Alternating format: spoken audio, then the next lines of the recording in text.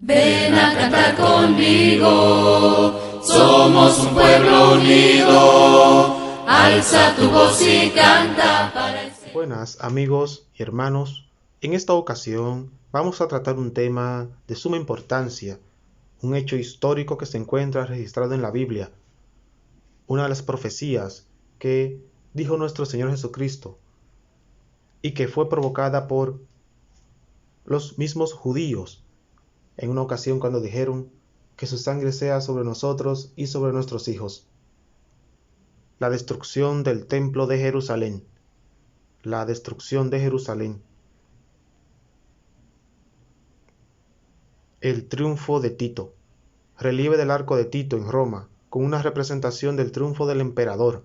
En la imagen puede verse la exhibición de los tesoros del templo, entre ellos la menorá de 7 brazos. En las primeras semanas del año 70 después de Cristo, empezaron a llegar a Alejandría embajadores de todo el mundo mediterráneo, enviados por los gobernadores de las provincias del imperio y estados aliados. Hasta el rey de los partos se desplazó en persona a la capital egipcia.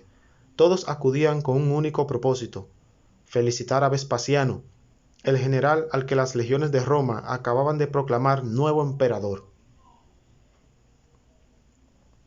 Vespasiano había llegado al Próximo Oriente 4 años antes. Nerón, antes de sucumbir a una conspiración contra su tiránico régimen, lo había nombrado gobernador de Judea con una misión muy precisa: acabar con la rebelión de los judíos contra Roma. Su antecesor en esa tarea, el legado de Siria, Cestio Galo, había fracasado estrepitosamente, de manera que Vespasiano se mostró prudente y no quiso atacar de inmediato a Jerusalén, la capital de Judea y baluarte de la resistencia. Pero ahora, antes de partir hacia Roma para tomar posesión de su nueva dignidad, el recién nombrado emperador quiso dejar encaminado el problema y encargó a su primogénito, Tito Vespasiano, la conquista de la ciudad sagrada de los hebreos. El primer asalto.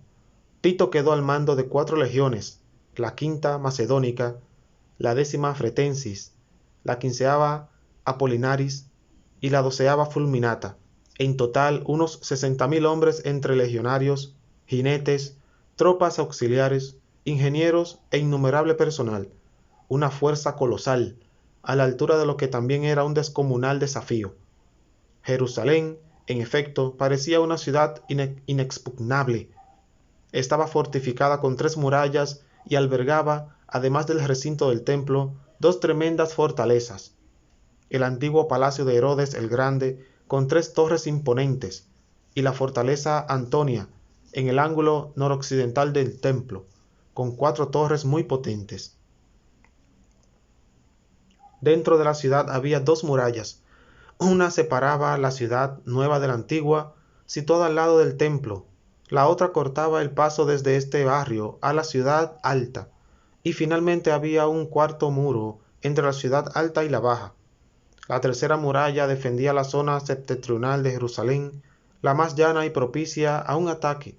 Los lados occidental, sur y oriental eran prácticamente imposibles de franquear, pues el desnivel entre los muros y los valles circundantes era muy pronunciado.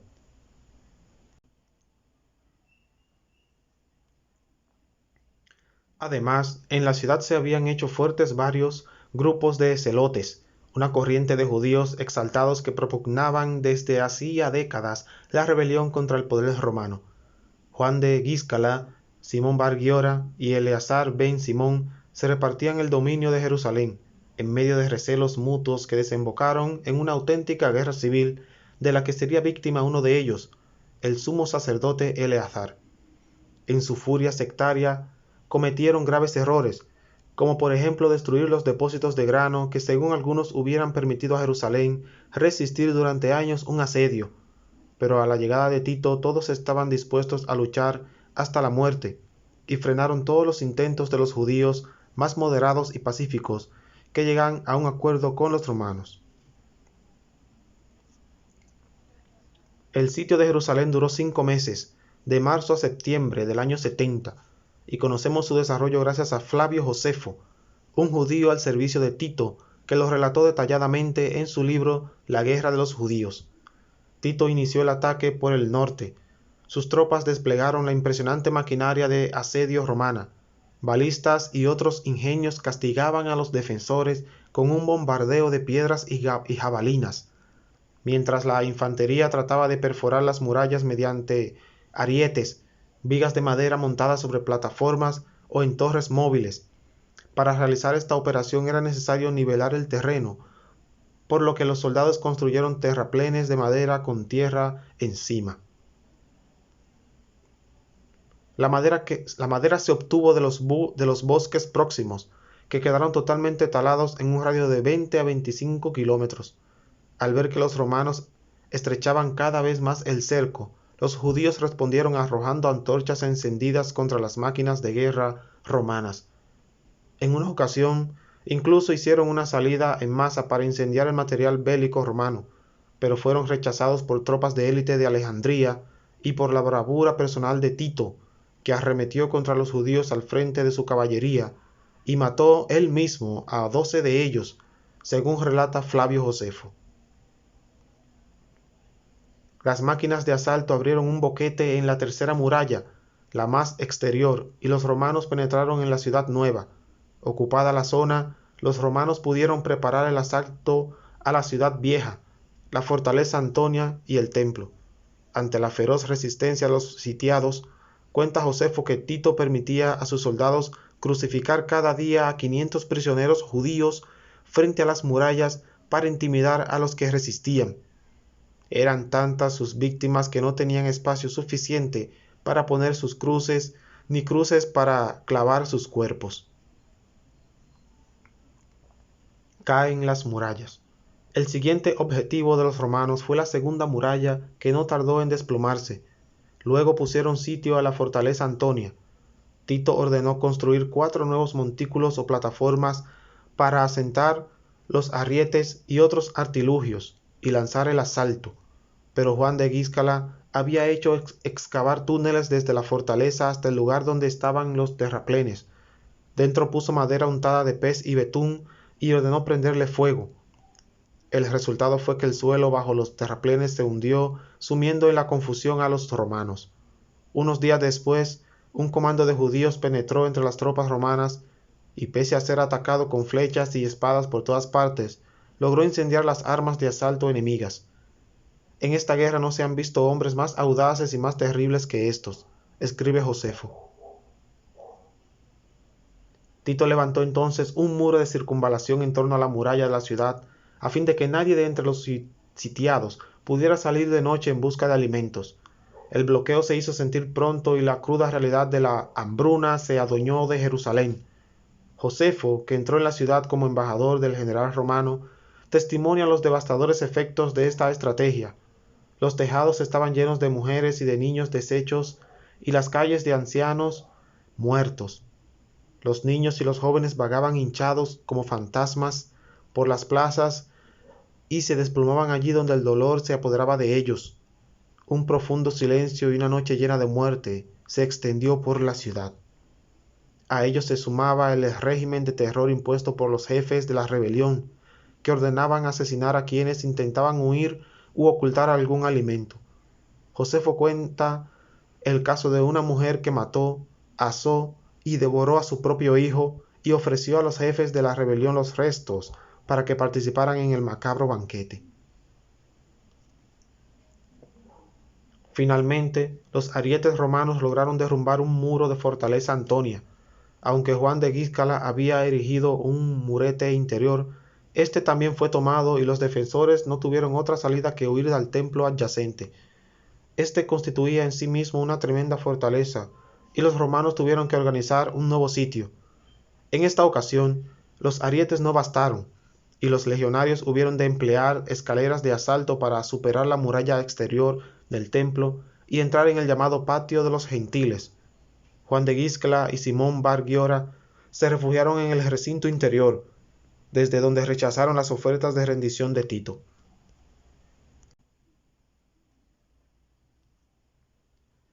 La batalla del templo. El gran atrio del templo estaba rodeado por un suntuoso pórtico que pronto se convirtió en escenario de los combates. En una ocasión los judíos tendieron una trampa a sus enemigos. Se retiraron a una de las estoas porticadas y cuando los romanos la asaltaron y ascendieron hasta los tejados, prendieron fuego a maderos que previamente habían acumulado allí. Murieron muchos asaltantes, bien por el fuego o arrojándose al patio, donde fueron rematados. Instados por Tito, los legionarios prosiguieron la lucha con redoblada ferocidad. Eran muchos los que exigían al general que destruyera totalmente el templo, a lo que Tito se resistía, según cuenta Josefo. El mismo autor afirma que fue un soldado quien sin orden expresa lanzó por su cuenta una tea contra esta zona interior del templo, de forma que el fuego prendió rápidamente. Tito corrió a impedirlo, pero los soldados no le hicieron caso y arrojaron más teas. Pronto toda la zona santa del templo fue pasto de las llamas. La batalla cuerpo a cuerpo continuó en la ciudad baja, que también fue saqueada e incendiada. Los archivos, la cámara del Sanedrín y todas las casas y mansiones que se habían salvado hasta entonces quedaron ahora arrasados. La represión de los legionarios romanos fue feroz. Josefo lo expresa con una imagen impactante.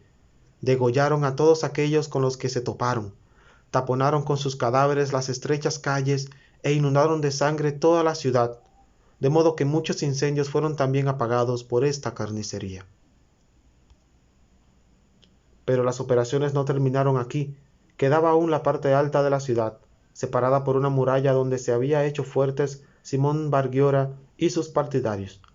El antiguo palacio de Herodes, protegido por sus 3 tremendas torres, seguía alzándose imponente ante las legiones de Tito. Los romanos construyeron nuevas plataformas para situar los arietes, que reanudaron su tarea. La muralla de la ciudad alta se derrumbó por varios sitios y los romanos penetraron por las estrechas callejuelas sin encontrar casi oposición. A estas alturas el cansancio, el hambre y el desaliento habían minado los ánimos de los sitiados, que se rindieron a los pocos días. Simón Bargiora escapó por unos pasadizos subterráneos para reaparecer más tarde vestido de blanco y púrpura, enloquecido por el hambre y la sed. Fue capturado y murió ejecutado en Roma. Esclavizados y desterrados, Judea quedó casi arrasada. Aunque las cifras de muertos o desaparecidos que da Josefo sean exageradas, quizá hubo unos 250.000 damnificados en un país que no debía de llegar al 1.000.000 de habitantes. La inmensa mayoría fueron vendidos como esclavos. Unos pocos se destinaron a combates de gladiadores y otros a las minas de Egipto, y los menos volvieron a su vida normal en un territorio arruinado. En verdad, como sostenía el propio Josefo, el Dios de los judíos se había puesto del lado de Roma. Tito ordenó destruir por completo el templo y las demás construcciones herodianas. Solo dejó en pie las 3 torres del palacio de Herodes como testimonio de la fortuna del conquistador, escribe Josefo. El templo de David y Salomón ya había sido destruido por los asirios en el año 586 a.C., para ser reconstruido poco después y ampliado, según el grandioso plan de Herodes. Pero esta vez no habría nadie para reconstruirlo. Los judíos quedaron desamparados, expulsados de su ciudad sagrada, sin sacerdotes que dirigieran su culto. A partir de entonces se refugiarían en el cumplimiento de la ley, la oración, las reuniones de la sinagoga y el trabajo silencioso bajo la guía de los rabinos, hasta que una última rebelión en su patria, bajo el gobierno del emperador Adriano, 131 al 135 después de Cristo, los lanzaría a un largo exilio, la diáspora. Y ahora algunos datos extras. Las monedas de la victoria. Tras la conquista de Jerusalén y la caída de Masada, en el 72 al 73, el emperador Vespasiano hizo acuñar una serie de monedas para conmemorar esta victoria. Al lado, reverso de sestercio con inscripción que reza: Ludaea capta, Judea conquistada, Museo de Israel de Jerusalén. El artífice de la derrota judía. Efigie de Tito en un camafeo, del siglo I, Museo Estatal de Hesse, Kassel. el final de la rebelión.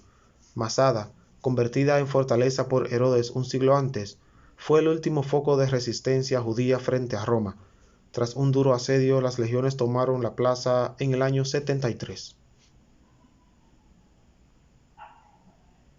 Los restos del templo.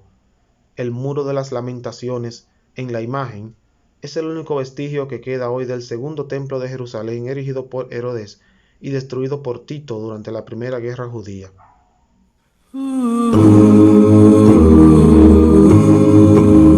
Hay una fuente de